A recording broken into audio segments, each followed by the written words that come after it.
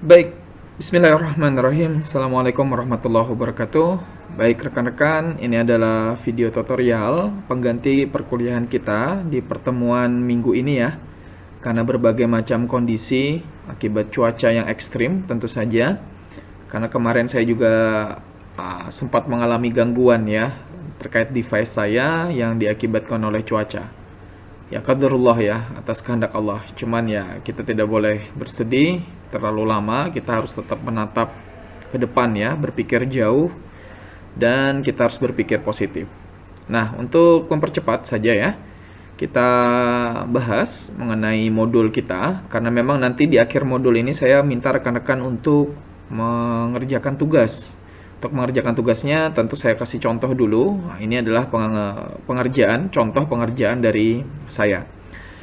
Ya, masih di modul pertemuan 9 tentu saja ya. Ini di bagian atas modul pertemuan 9. Pendahuluannya ini saya blok lagi ya. Kita akan berbicara tentang uji normalitas, yaitu dengan uji Kolmogorov-Smirnov. Ini dua tokoh ya sebenarnya. Nah, dilihat dari namanya sepertinya orang Rusia. Tapi saya masih belum mencari tahu terminologinya siapa kedua tokoh ini. Uji kenormalan atau normalitas itu banyak, dan uji Kolmogorov ini salah satu yang cukup sering digunakan. Tapi kalau bisa sebenarnya datanya yang agak sedang ya banyaknya, antara ya mungkin 500 sampai antara 50 sampai 200 data. Tapi untuk belajar kita sudah dapat data ya memang. Dan kebetulan data yang kita gunakan ini cukup sedikit, tapi kita akan coba gunakan ya. Coba kita pakai metodenya Kolmogorov-Smirnov untuk uji normalitas. Ini tidak saya bacakan secara lengkap. Rekan-rekan silakan dibaca ya modulnya. Rumus uji normalitasnya, ini tabel-tabelnya yang akan kita gunakan. Rekan-rekan nanti susun ini gitu ya, agar bisa mudah untuk dituliskan ulang. Karena nanti penugasannya saya minta rekan-rekan mengerjakannya di kertas folio bergaris. Nah, ini tabelnya. Baik, kemudian ini cara pengambilan data, persyaratan dan segala macam. Ini sambil jalan saja. Dan ini adalah kasusnya ya, atau data yang akan kita uji. Oke, kita mulai ya. Kegiatan belajar 1, suatu penelitian tentang nilai mata kuliah statistika mahasiswa prodi akuntansi syariah bla bla bla. Kemudian selidikilah dengan alfa. Alfa itu tingkat signifikan, toleransi errornya sebesar 5%. Ini adalah tingkat toleransi yang standar bagi peneliti muda ya, seperti kita ini. Kalau 5% diubah jadi desimal, itu berarti 0,05. Nah, ini rekan-rekan sudah harus mulai tidak asing ya. Nanti ada juga penyebutannya 0,05, bukan 5% ya, itu alfanya. Pertanyaannya, apakah data tersebut diambil dari populasi yang berdistribusi normal atau tidak? Nah, kenapa kalimatnya diambil dari populasi? Karena kita sedang melakukan inferensi. Inferensi itu apa? Menyimpulkan dengan membuat dugaan ya. Jadi kita sebenarnya menyimpulkan populasi dari sampel yang ada. Nah, langkah pertama ya tentu saja kasus ini kita akan analisa. Saya sudah buatkan formnya ya di Microsoft Word. Nah, ini ya, kasusnya apa, hipotesisnya segala macam. Kita coba dulu ya. Semoga copy paste-nya berjalan lancar. Saya copy. Oke, saya paste di sini. Oke, ini dia ya. Nah, jadi rekan-rekan setiap kali memulai untuk menganalisa kasus, silahkan ditampilkan dulu kasusnya. Jadi memang biar mudah untuk belajar ya. Ini saya ubah misalnya jadi 12 saja ya. Oke, seperti ini. Hurufnya times saja. Nah, nanti ini adalah format ketika rekan-rekan mulai mengerjakan tugas. Kasusnya apa, ditulis ulang segala macam gitu ya. Nah, kita lanjut terkait hipotesis. Hipotesisnya seperti saya bilang, itu ada dua ya. Dan hipotesis inilah yang akan kita ambil salah satunya, yang nanti akan dijadikan kesimpulan. Kebetulan dari sumber referensi yang saya baca, mana? Ini ya, maaf, di modul kita. Nah, ini. Dengan kata-kata, ini dari referensi ya, bahwa isi hipotesis 0 itu adalah bermuatan yang positif. Artinya kita menyatakan bahwa data yang akan diuji itu berdistribusi normal. Sedangkan H1, kadang ada juga disebutnya HA. Kalau HA berarti di sini HO ya. H1-nya berarti lawannya, tidak berdistribusi normal. Nah, sekarang kita kembali ke template kita. Berarti kalau mau ditulis, data isinya H0 berarti apa? Data tentang nilai matematika, mata kuliah statistika, mahasiswa prodi akuntansi syariah di salah satu perguruan tinggi Indonesia. Nah, ini saya copy. Berdistribusi normal. Nah, usahakan isi dari hipotesis itu memang memuat isi kasus, ya. Isi kasus yang diinginkan itu tentang apa? Kemudian dituliskan ulang dengan muatan yang bersesuaian dengan teorinya hipotesis. Untuk uji Kolmogorov, sekali lagi saya ingatkan, HO tadi bersifat atau bermuatan positif. Nah, ini berdistribusi normal. H1-nya gimana? Nah, ini kita tinggal copy paste, tapi nanti ketika penugasan rekan-rekan tulis tangan ya. Tulis tangan yang rapi gitu ya, biar memang mudah untuk dibaca. Tidak ya, tidak berdistribusi normal. Nah, kurang lebih seperti itu. Oke, biar nggak kepotong nih, coba saya besarin. Nah, mungkin kurang lebih seperti ini. Pengambilan keputusan. Nah, pengambilan keputusan ada dua macam ya, rekan-rekan. Pertama adalah secara manual. Secara manual itu secara hitungan, kita membandingkan istilahnya nilai Kolmogorov tabel dan nilai Kolmogorov hitung. Ya. Untuk Kolmogorov tabel dan hitung, ini sudah saya copy paste juga dari modul kita. Saya kembali dulu ke modul, ini ya. Mana dia? Ya, signifikansi, sorry, ada di bagian atas ya. Sepertinya. Oke, bagian-bagian inilah ya. Ini saya tidak menemukannya secara, oh ya mungkin ini ya. Nah, ini diterima dan ditolaknya suatu hipotesa. Itu sudah saya copy paste. Dan inilah prosedur yang akan kita coba pahami. Bagaimana sih mendapatkan istilah FT, ada FS, kemudian nilai tabel Kolmogorov ya. Terus saya baca dulu ya. Jika nilai, nah ini ada tanda mutlak. Ingat ya, ada dua garis tegak. Jika nilai mutlak dari FT dikurang FS terbesar, kurang dari nilai Kolmogorov-Smirnov tabel, maka H0 diterima. H0 diterima artinya apa? Kalau H0 diterima, H1 ditolak. Itu secara teori.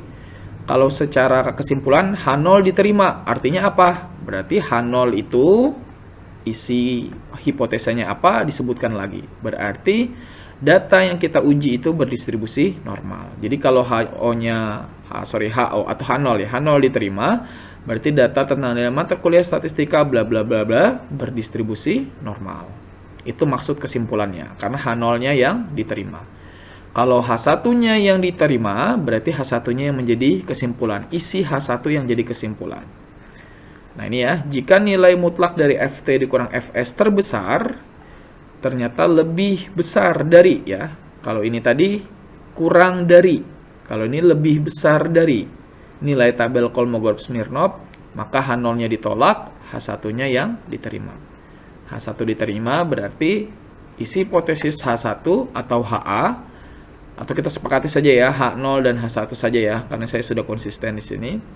H1 yang diterima berarti isi hipotesis H1 yang menjadi kesimpulan.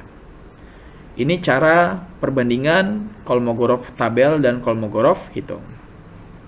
Cara yang kedua adalah dengan membandingkan signifikansi atau sig. Nah, signifikansi atau sig itu bergantung dari berapa alfanya tadi ya. Nah, makanya saya bilang di awal tadi karena ada kalimatnya 5%, berarti rekan-rekan harus bisa membacanya juga sebagai desimal. 5% itu adalah 0,05. Hati-hati, kalau 50% itu 0,5 ya. Kalau 5% 0,05. Ini sebenarnya lebih mudah dan lebih ringkas ya, tapi saya membekali ya, atau kita berdiskusi bareng, berdiskusi bersama, tidak hanya asal main program ya. Program memang untuk memperbantu kita, untuk mempermudah kita. Tapi saya pengen rekan-rekan juga dapat sedikit teorinya ya.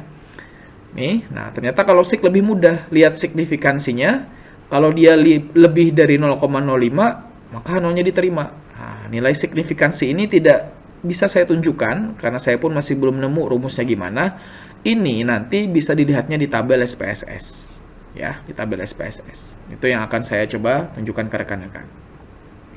Kalau H1-nya, kalau H0-nya diterima tadi jika nilai SIG-nya lebih dari 0,05. Sebaliknya, jika nilai SIG-nya kurang dari 0,05, maka H1 yang diterima. H1 yang diterima, H0-nya yang ditolak. Oke, gitu ya. Kita masuk ke bagian pengerjaan. Nah, ini ada proses ya istilahnya. Ntar saya besarkan dulu. Nah, ini. Kita kembali ke kasus. Mana kasusnya tadi?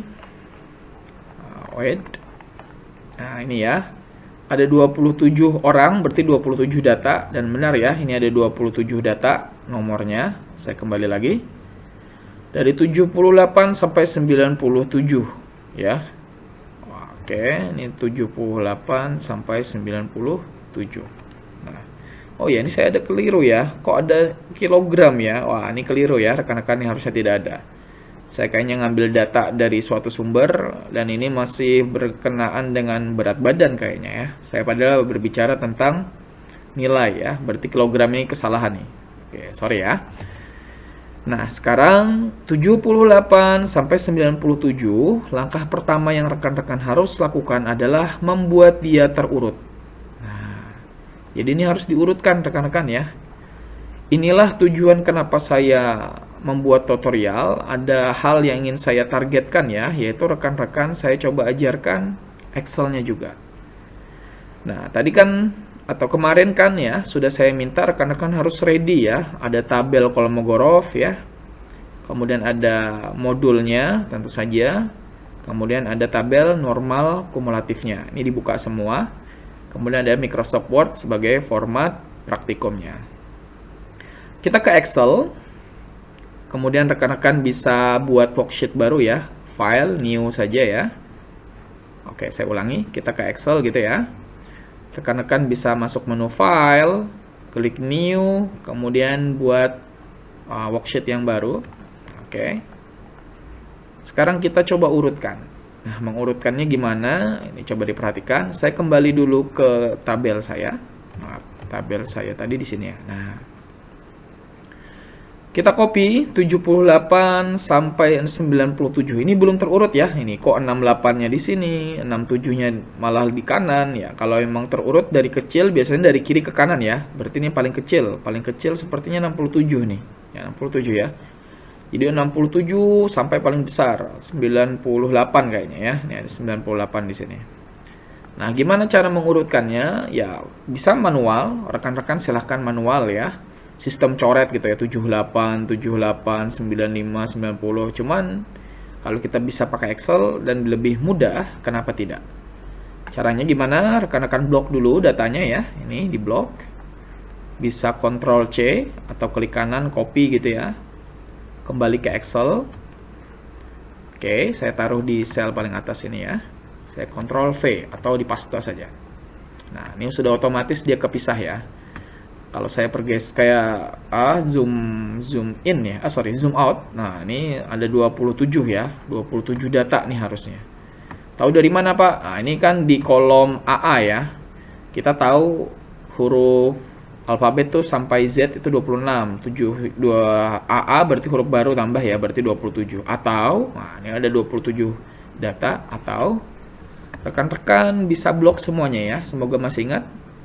Blok dulu, klik dulu sel di A1, kemudian kontrol kanan. Oh maaf, kontrol shift kanan. Nah, ini ke blok semuanya. Saya ulangi, untuk ngeblok semua data, kontrol shift kanan. Nah, di kanan bawah ini ada keterangan ya, nih, count 27. Ini ya, ada count 27. Di bagian scroll bar ini, nah ini saya coba geser, di bagian bawahnya kan ada count 27. Nah, itu berarti 27 data. Baik, itu dulu. Sekarang kita akan mengurutkannya. Nah, kebetulan saya masih belum tahu nih cara mengurutkan datanya secara horizontal.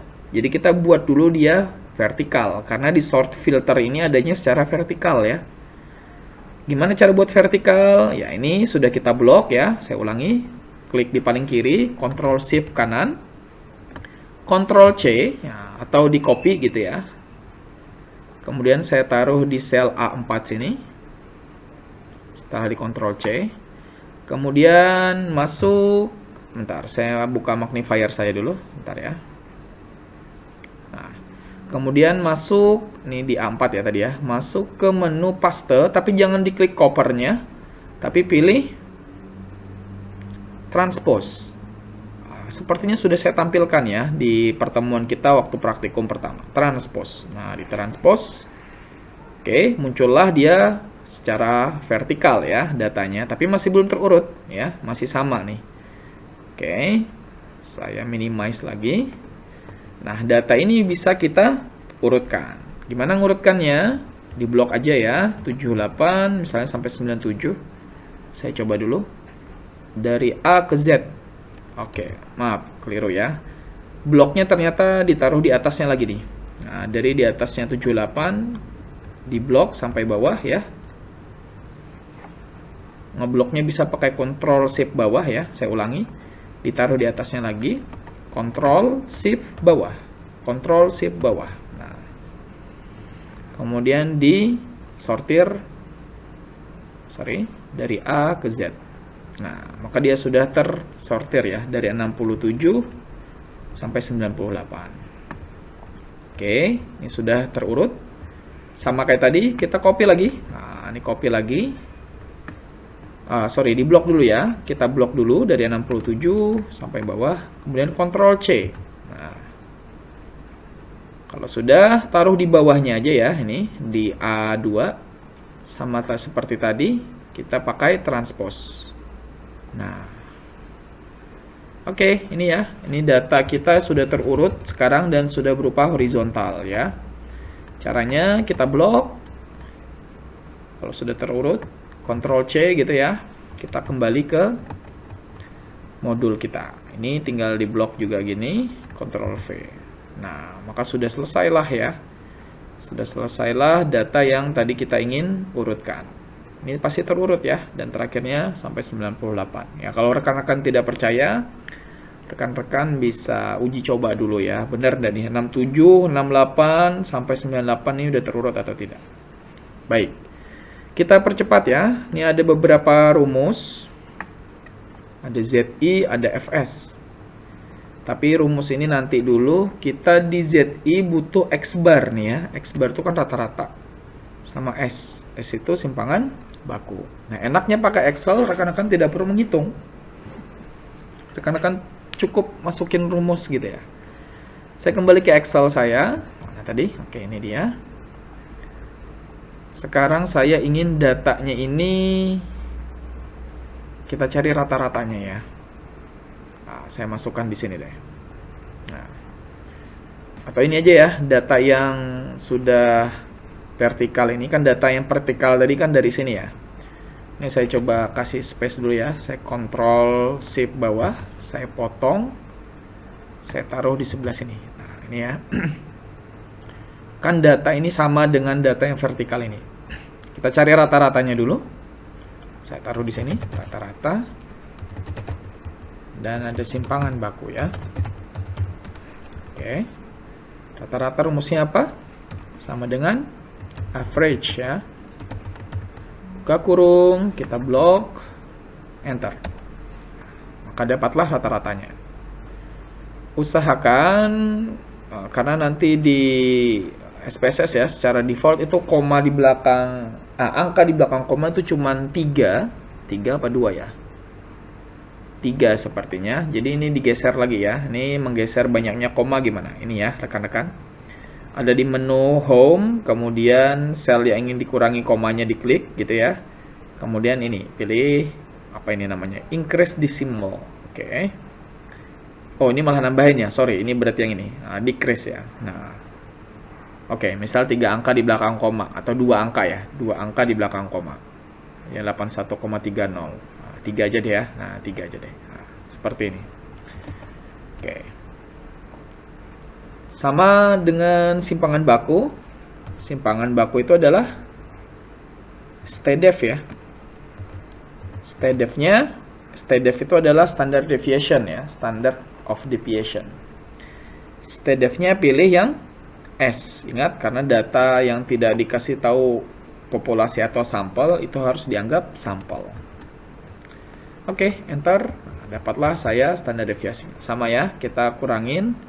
Dia menjadi 3 angka di belakang koma. Oke, dapatlah 10,284. Nah, seperti ini ya. Rata-rata oke, simpangan baku oke. Berarti kita isi dulu nih. Rata-ratanya 81,296. Nah, ini diisi ya.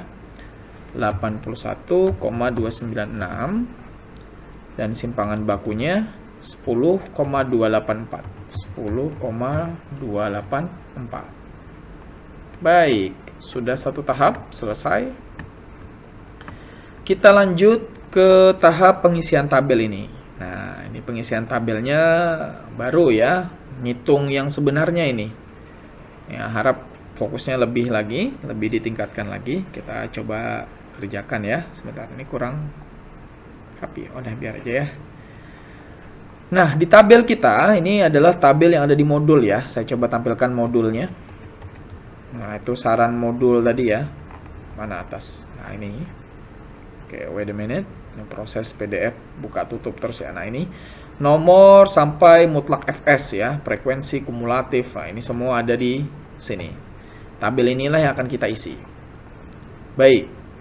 Pertama, data terurut dan tunggal.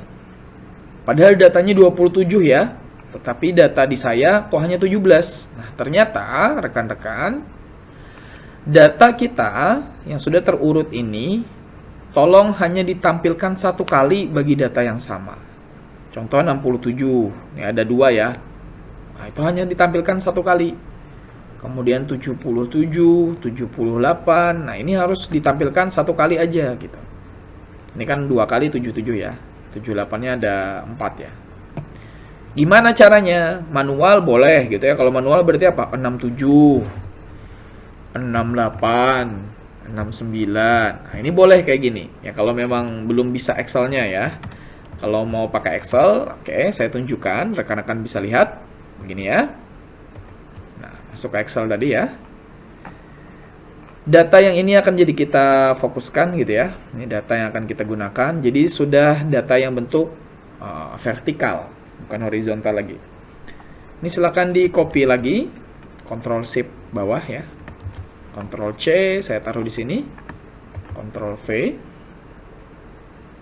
Oke, kalau sudah, rekan-rekan bisa perhatikan, ini di blok dulu, data yang baru ya. Ini akan kita, apa istilahnya, kita seleksi. Tolong hanya tampilkan data yang tunggal saja, yang unik saja. Berarti kalau ada data yang double, nah, silahkan hanya ditampilkan satu kali. Tadi saya sudah sempat nyoba, tapi belum berhasil kalau dari atas ya. Tapi harus dari atas satu sel di atasnya. Nah, ini saya taruh di atas 67 lagi ya. 67 lagi, ini saya blok 2 kali. Nah, sampai bawah 98. Nah, ini sampai bawah gini ya. Kemudian, rekan-rekan bisa masuk menu data. Ada data.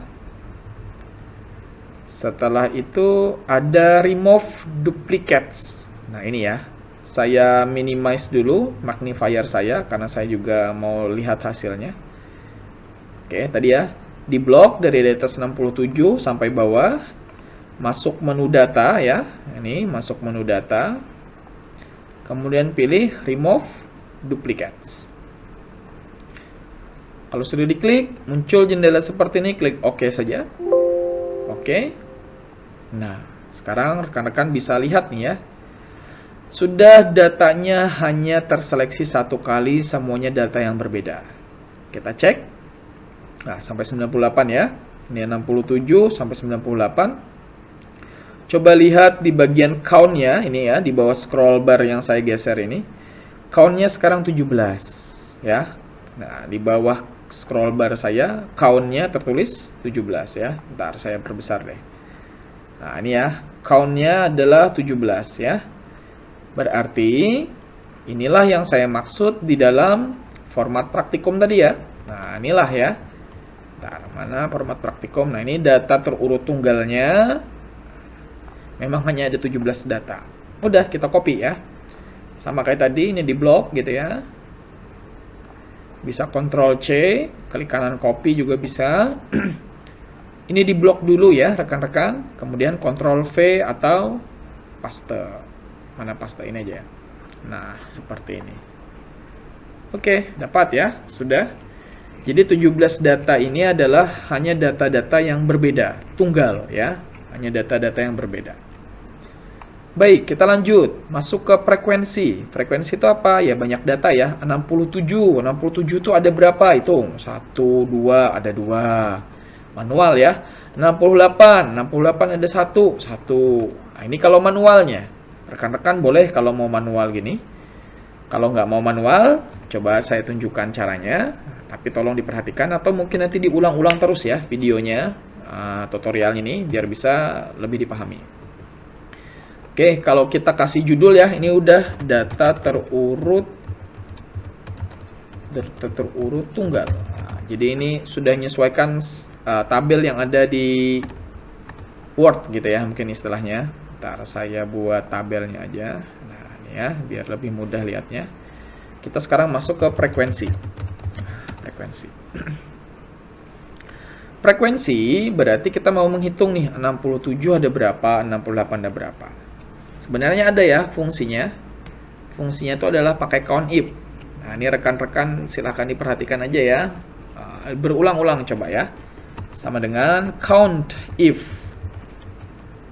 Nah, COUNTIF ya. Kemudian buka kurung. Oke. Kemudian di sini ada kalimat range. Range itu adalah data total. Data totalnya mana? Data totalnya ini ya. Nah, dari B5 sampai berapa nih? 98. Nah, berarti dari B5 sampai B31 ya. Dari B5, ini tadi B5 ya. B5 sampai B31. B31. Itulah range-nya. Nah, range-nya ini tidak boleh berubah rekan-rekan. Berarti kita harus kunci dia. Namanya diabsolutkan ya. Boleh pakai simbol dolar, ditekan satu-satu, boleh juga cara cepat ya. Saya lupa sudah ngajarin atau belum. Rekan-rekan bisa tekan tombol F4. Nah, gini ya. Nah, ada dolar di setiap depan karakter ya. Tadi B5, di depannya B ada dolar, di depannya 5 ada dolar. B31, di depan B ada dolar, di depan 31 ada dolar gitu ya. Oke, oh sorry, saya keklik ya, salah. Setelah dapat range-nya, setelah masuk range, kemudian pakai pembatas. Nih pembatasnya di saya tunjukkan dulu ya. Pembatasnya di saya kebetulan koma ya. Nih habis range kan koma nih. Rekan-rekan silakan menyesuaikan, karena ada juga yang titik koma ya. Kalau saya pakai koma. Koma itu selesai sebagai pembatas, terus masukin kriteria. Nah yang mau dihitung yang mana? Kita mau menghitung 67 ada berapa, 68 ada berapa, gitu tadi ya. Silakan diklik yang ingin dihitung, misalnya 67. Nah, diklik, tutup kurung, enter. Oke, kita lihat. Nah, ada 2 ya. Saya minimize dulu. Oke. Benar enggak 67 ada 2? Benar ya. Nih kalau digeser, nih 67 ada 2 ya. Nih 67 ada 2. Nah, kalau rekan-rekan sudah sesuai cara ngetiknya, maka rekan-rekan tidak perlu ngetik satu-satu rumusnya. Ini tinggal klik 2 kali ya di ujung kanan bawah yang sampai kursornya hitam kecil. Klik 2 kali. Nah, maka udah dapat semua. Bisa dipahami ya? Silakan diulang-ulang terus ya, terutama rumusnya ini tadi. Apa maksud range, apa maksud kriteria, dan kenapa range-nya harus dikunci. Nah, itu coba diulang-ulang ya. Oke, ini frekuensinya udah dapat, saya percepat, kita blok, kita copy lagi. Nah, lumayan ya, sudah dapat isi tabel isi kolom kedua.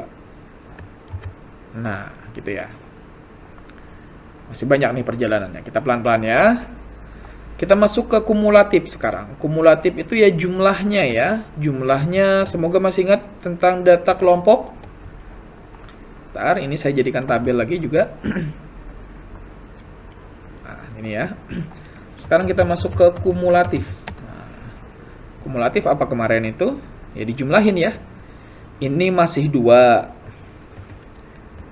Karena data pertama 2 ya. Setelah 2, 2 ini ditambahkan dengan 1, berarti jadi 3 gitu ya. 3 ini tambahkan dengan 1, 4. 4 tambahkan dengan 2, 6. Tambahkan dengan 2, 8. Nah, ini kalau manual ya. Gimana supaya nggak manual? Bisa pelan-pelan ya. Yang paling atas kita tulis sama dengan data yang pertama ini. Yang diketik itu adalah alamatnya ya, alamat selnya. Tekan enter.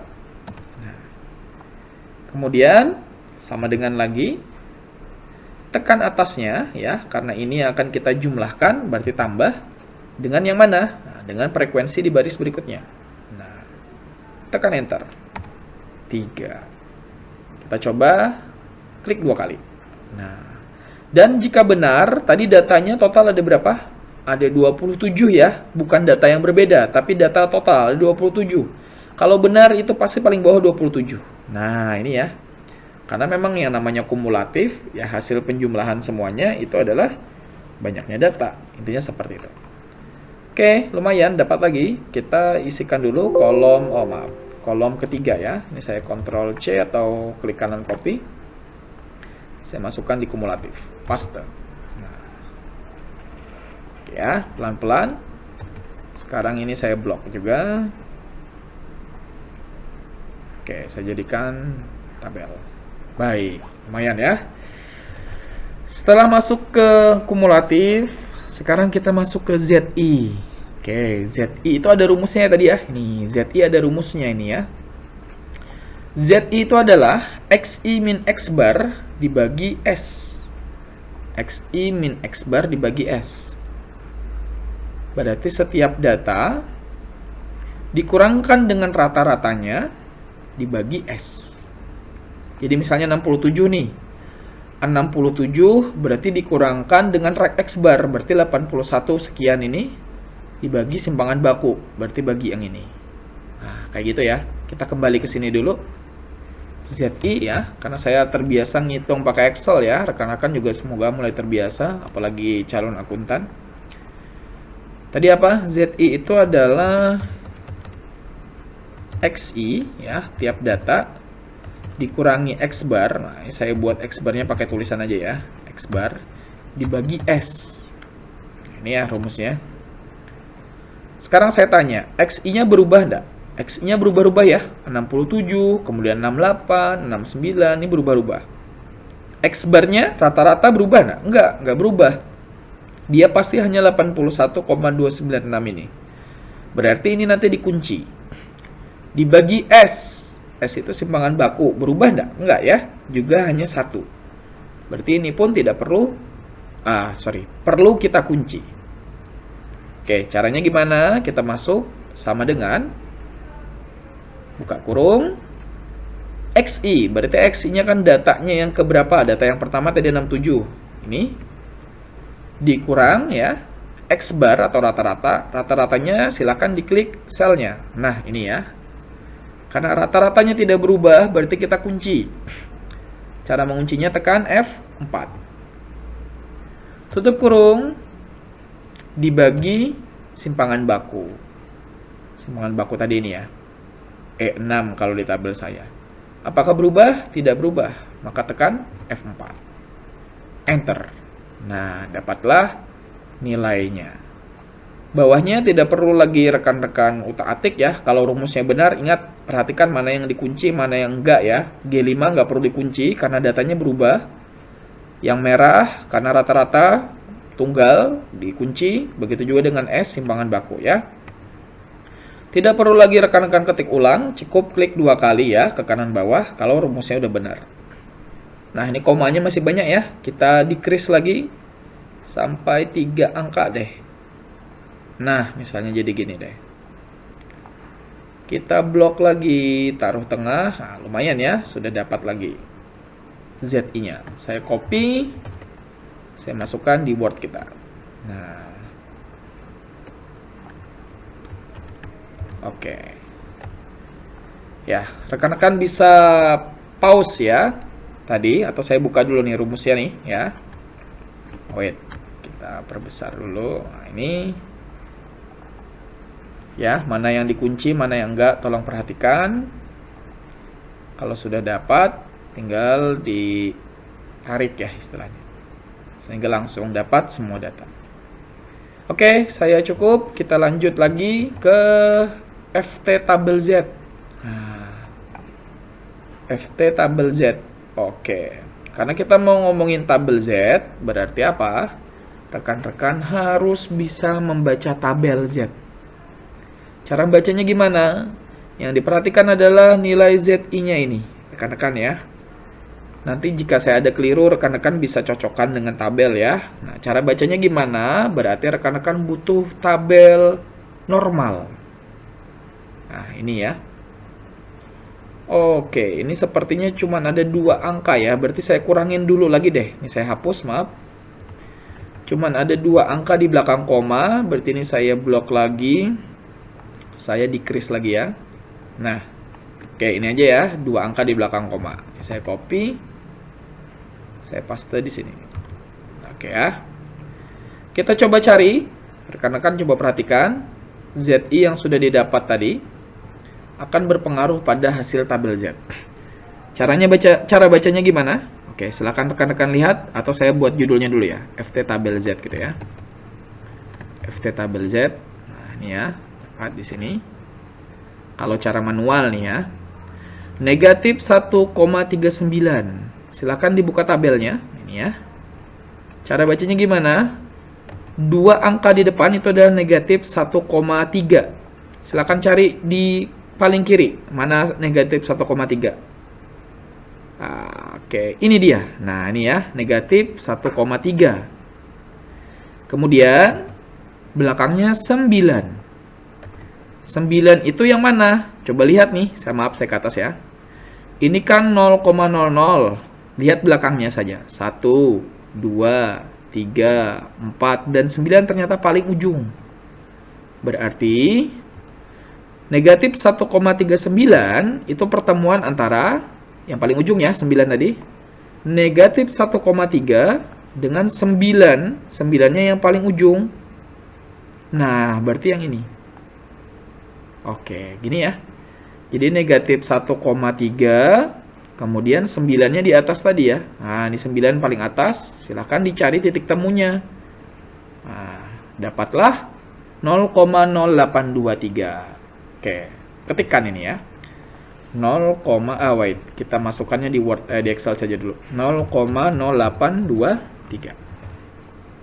0,0823. Nah, rekan-rekan bisa cari yang bawahnya, atau saya kasih contoh satu lagi ya. Nanti untuk mempermudah, bukan mempermudah, untuk membiasakan ya. Karena mungkin saja nanti rekan-rekan diminta baca tabel oleh saya. Boleh belajar sendiri, mandiri ya. Atau ini saya kasih contoh satu lagi nih, negatif 1,29. Maaf, berarti lihat negatif 1,2-nya dulu. Mana Word tadi ini ya. Negatif 1,2 dulu, kemudian paling pojok ya, karena 9. Negatif 1,2 mana dia? Ini dia ya. Negatif 1,2 dan 9 itu paling ujung kanan. Ini ya. 0,0985.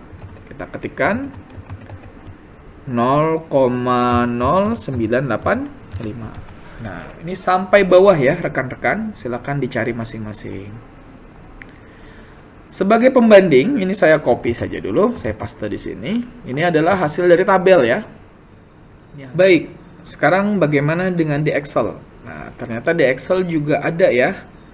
Untuk menentukan tabel Z ini pakai rumus lebih mudah sebenarnya. Hanya saja nanti pendekatannya mungkin ada beberapa angka di belakang koma, bagian akhir terutama, agak berbeda. Itu tidak masalah ya. Ini saya misal decrease 82 sama 99 ya. Kalau kita increase tadi 2385. Kita coba aja dulu ya. Itu sama dengan rumusnya norm.dis ini ya. Ini sudah aktif. Klik X. X itu apa? X itu datanya. Berarti 67 ini. Oke. Kemudian sambil diperhatikan struktur rumus ya. Ini habis X. X itu data atau XI. Min atau rata-rata ya. Nah, sebelum min itu ada koma. Di saya koma. Di rekan-rekan kalau titik koma silahkan. Ini rata-ratanya. Nah, karena rata-rata itu tunggal, berarti dikunci. Kuncinya tekan F4. Nah, makanya di simbol dolar ya. Koma lagi standar deviasi. Standar deviasi ini ya. Karena tunggal, silakan tekan F4 juga. Sudah. Sekarang kumulatif. Kumulatif ini ada dua jenis ya. Saya ingat saya pakai true. Kita coba dulu true-nya ya. Nah, saya masih belum bisa memberikan penjelasan true atau false-nya. Mungkin lain kesempatan. Tekan enter. Nah, kita dapat ya 0,082. Ini kalau saya increase, decrease, mirip ya. Nah, kalau strukturnya ini benar, mana yang tidak dikunci, mana yang dikunci, maka rekan-rekan ini tidak perlu ketik ulang rumus, langsung klik 2 kali. Nah, gini ya. Nah, ini berbeda sedikit ya nanti ya. Ini 985, kalau decrease kan 99. Nah, ini ya, tapi kurang lebih lah ya. Dan itu udah ketelitian untuk nilai nilai angka ketiga di belakang koma. Itu tidak berpengaruh banyak banget kayaknya ya. Nah, ini sudah sama lagi kalau diubah jadi 2 angka di belakang koma.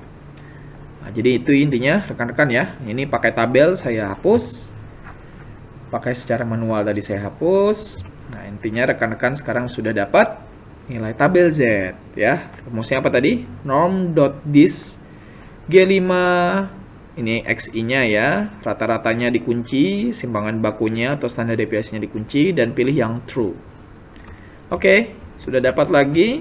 Kita blok, center. Nah, ini saya kopikan ke dalam modul kita. Nah, ini modul kita tadi. Ya, lumayan ya, sudah cukup banyak yang kita dapat.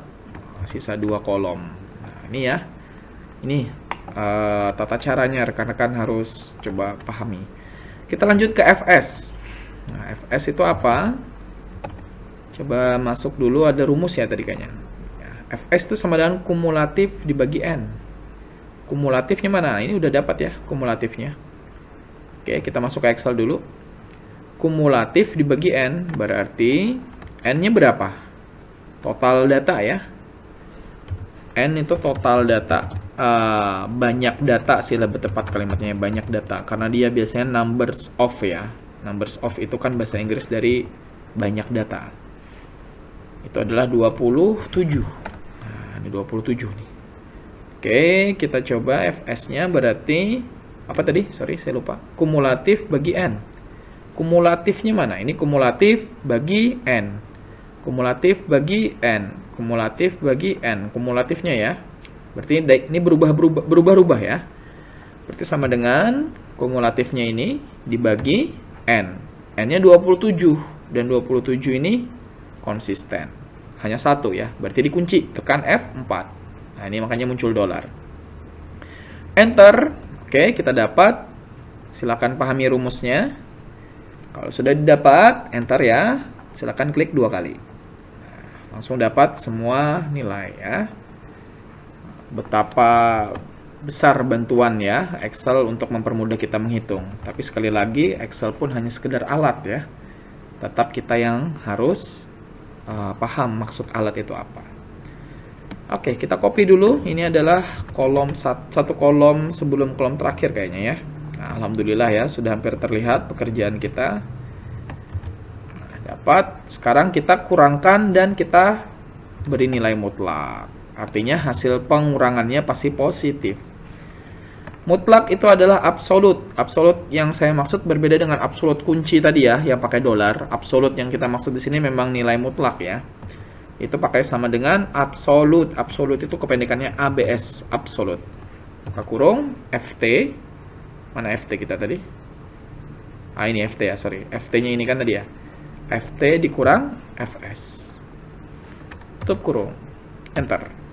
Kita dapat, kita coba 2 angka ya, 3 deh ya. Wah, hampir nggak kelihatan ya, tapi nggak apa-apa ya. Klik 2 kali. Nah, kita dapatlah nilai di kolom terakhir. Kita copy, masukkan ke dalam sini. Nah, gini ya. Oke, alhamdulillah sudah selesai pengisian tabel kita dengan berbagai langkah-langkahnya tadi. Rekan-rekan saya minta ulangin ya, terutama dalam Excel ini ya. Cukup banyak tips triknya tadi, mau manual atau tidak itu terserah rekan-rekan. Intinya saya sudah menyampaikan apa yang bisa rekan-rekan gunakan ya ketika berhadapan dengan data seperti ini dan pakai Excel biar mudah seperti apa. Oke, kita lanjut ya. Nah, setelah dapat semua data pada tabel ini, semua tabel ini terisi dengan data yang kita inginkan, saatnya kita menentukan keputusan. Keputusan itu berdasarkan nilai tertinggi ya. Nilai tertinggi FT dikurang FS. Nah, ini rekan-rekan. Coba bayangkan nih, melihat data, hanya 17 data yang berbeda ini jadi lumayan pusing ya. Cari nilai tertingginya berapa. Bingung saya yakin ya.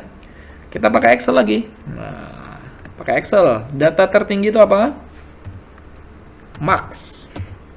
Semoga masih ingat ya. Max dari kolom ini. Nah, ya. Enter. Nah, didapatlah 0,144. Ada ya tadi ya? Ini ya, 0,144. Oke, itu ya. Jadi yang tertinggi, rekan-rekan bisa pakai rumus max. Oke, 0,144 kita tulis dulu. 0,144. Kolmogorov tabel dengan alfanya 0,05 atau 5% dan n-nya sama dengan 27, maka didapat berapa? Ingat, ini Kolmogorov tabel ya. Kalau ini tadi kan Kolmogorov hitung, dapatlah 0,144 yaitu nilai tertinggi dari selisih absolut FT dikurang FS. Nah, bagaimana dengan Kolmogorov tabel? Nah, ini tadi ya, saya sudah bekali rekan-rekan dengan file Excel ini. Dibuka. N jumlah sampelnya, probabilitasnya, dan inilah Kolmogorov Smirnov tabelnya ya. Nah, tadi data kita 27 ya. Probabilitasnya oke benar, KS pendekatannya tidak perlu. Nah, ini dapatlah KS tabelnya 0,26173. Nah, inilah yang rekan-rekan copy. Oke ya, saya masukkan 0,2167. 26173. 26173. Oke, nah dua hal ini akan kita bandingkan. Bisa juga membandingkan signifikansi, tapi nanti pakai XPSS ya. Mungkin ada sesi tersendiri, saya coba rekaman ulang lagi nanti. Kita buat kesimpulannya. Oke, kesimpulannya tadi apa? Semoga masih ingat ya. Kesimpulannya tadi karena berarti nilai lebih besar mana nih? Oke, berarti ini ya lebih kecil nih, ini kurang dari karena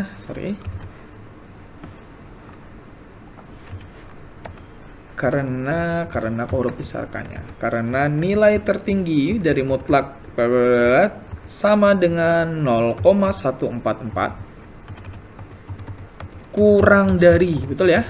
Kurang dari Kolmogorov tabel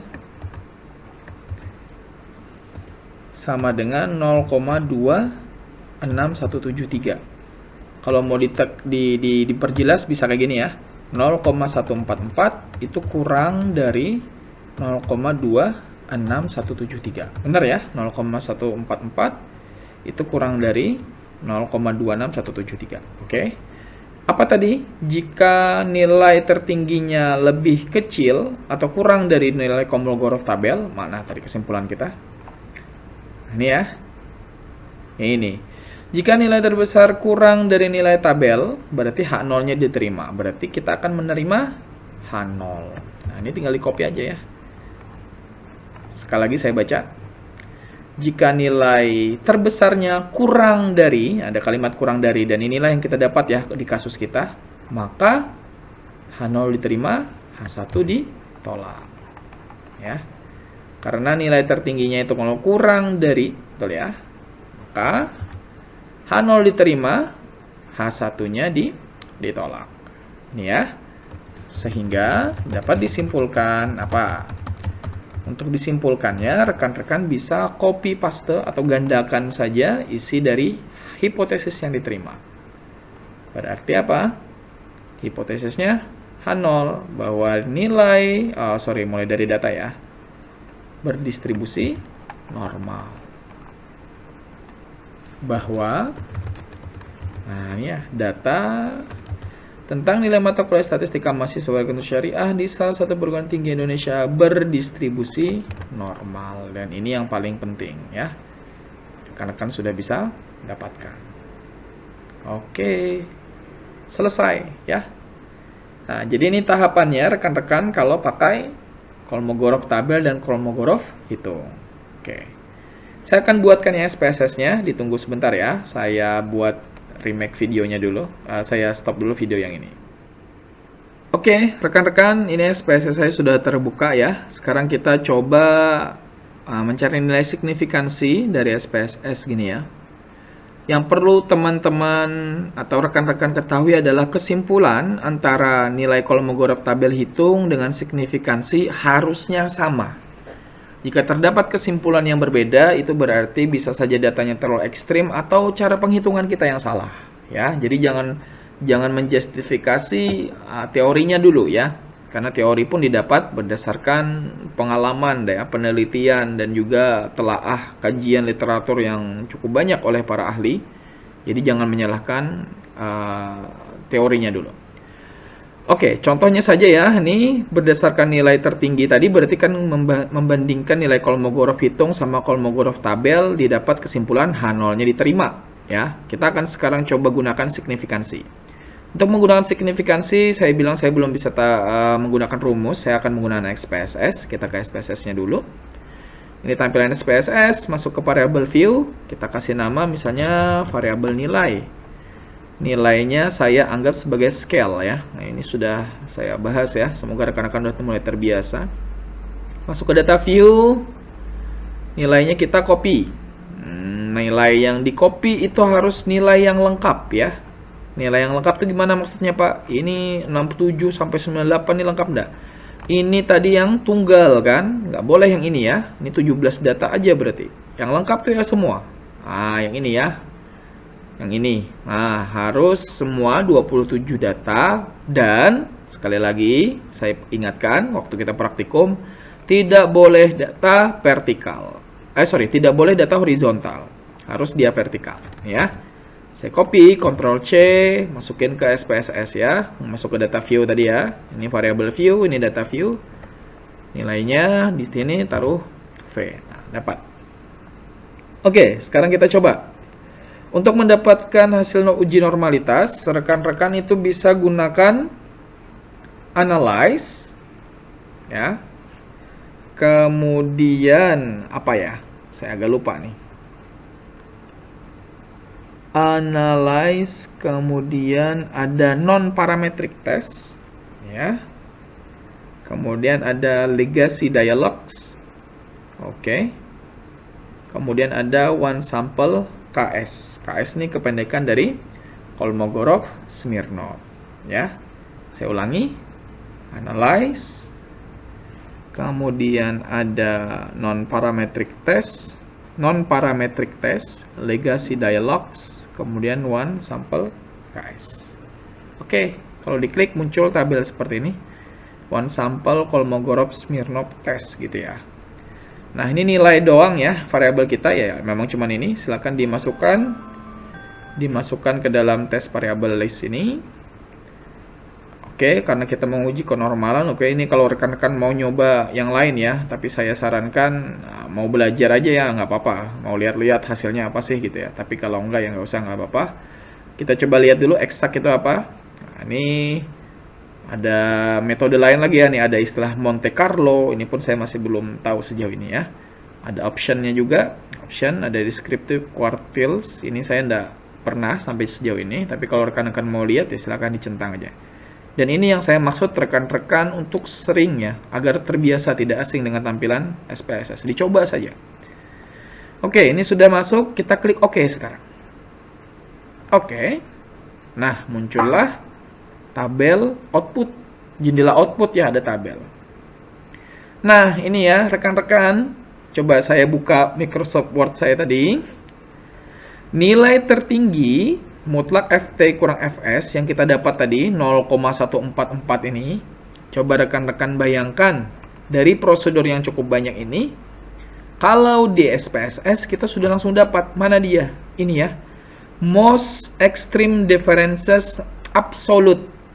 Nah, ini di baris keberapa nih? Baris keempat ya. Most extreme differences, ada absolute, ada positif, ada negatif ya. Lihat yang absolute. Kalau dilihat yang absolut, di sini ada angka titik 144. Ini sebenarnya titik ini koma. Dan jika bilangan di depan koma itu tidak ada nilainya, maksud tidak ada nilainya bukan bilangan asli, maka dia tidak tuliskan. Jadi ini bacanya sebenarnya 0,144. Nah, langsung kita dapat ya. Nah, ini bisa dibandingkan nih, kita mendapatkan nilai ini dengan prosedur sepanjang ini tabelnya. Ternyata bisa didapatkan hanya dengan klik menu beberapa kali di SPSS. Begitu ya. Ini terbukti, artinya teorinya benar ya, rumus yang kita gunakan tadi menghitung benar, dan di SPSS juga benar. Saya sarankan rekan-rekan untuk di penugasan bisa deh ya, nanti membandingkan hasilnya dengan yang di SPSS. Ya kan? Karena yang di penugasan saya minta manual pakai kayak gini ya. Harus tertulis pakai cara manual gini, bukan SPSS. Saya pengen teman-teman belajar. Nah, kemudian untuk SIG-nya, rekan-rekan bisa lihat yang paling bawah nih ya. Ada tulisan 0,157 pangkat C ya. Nih C ini apa ini? Artinya Lillie for Significant Correlation. Ini penamaannya saja. Yang artinya 0,157 itu adalah nilai signifikansinya. Ingat, di depan koma tidak ada nilai, tidak ada angka, itu berarti dia bukan bilangan asli atau bilangan 0. Kita tulis ya, asymptotic to Toilet-nya 0,157. Mana? Nah, ini ya, berarti signifikannya tadi berapa? 0,157. Oke, ini kesimpulan yang pertama. Sekarang kita coba pakai kesimpulan yang, sebentar, saya kasih warna aja dulu ya. Ini kesimpulan yang pertama gitu ya. Oh, gak enak banget nih warnanya. Coba warna merah aja deh. Sekarang kita pakai kesimpulan yang pakai SIG. Sama enggak gitu ya, harusnya sama gitu kan, karena nilai signifikansi gitu ya, nilai signifikansi adalah 0,157 ya, 0,157. Oh, wait a minute, aduh. Nah, 0,157 ini lebih dari nilai SIG ya. Nilai, bukan nilai SIG ya, nilai alfa yaitu 0,05. Atau kalau mau rekan-rekan pertegas berarti apa? 0,157 lebih dari 0,05. Maka, nah baru kita lihat lagi kesimpulannya gimana tadi. Kalau SIG-nya lebih dari alfa, mana kesimpulan teori kita tadi? Ini ya. Jika nilai SIG-nya lebih dari 0,05, maka H0-nya diterima. Sama ya. H0-nya diterima. Sorry, saya bertegaskan. Nilai SIG-nya lebih dari 0,05, maka H0-nya diterima. Nilai SIG kita tadi lebih ya. Nilai SIG kita lebih dari 0,05, maka H0-nya diterima. H1 ditolak, sehingga sama ya. Kesimpulannya, datanya berdistribusi normal. Oke, ini ya sekilas rekan-rekan. Tadi sudah saya lengkapi juga dengan output SPSS. Nah, silakan diulang-ulang video ini. Dan jangan lupa di bagian akhir modul ini ada tugas ya. Saya minta tugasnya dikerjakan. Deadline-nya kapan? Ya, saya tahu rekan-rekan butuh waktu untuk kerjakannya. Jadi dikerjakan secepatnya dulu. Secepat yang ya lebih cepat lebih baik. Untuk deadline-nya akan saya kasih tahu mungkin mendadak aja ya biar lebih seru. Ya, ini pakai data yang di modul pertemuan 3. Semoga masih ingat ya, yang 40 data yang kita gunakan di data tunggal, data kelompok, pakai penurusan kemarin ya, turus-turus mengingatkan kita pada pemilu. Nah, silakan digunakan untuk dicek kenormalannya. Mungkin itu aja dari saya. Terima kasih. Mohon maaf. Assalamualaikum warahmatullahi wabarakatuh.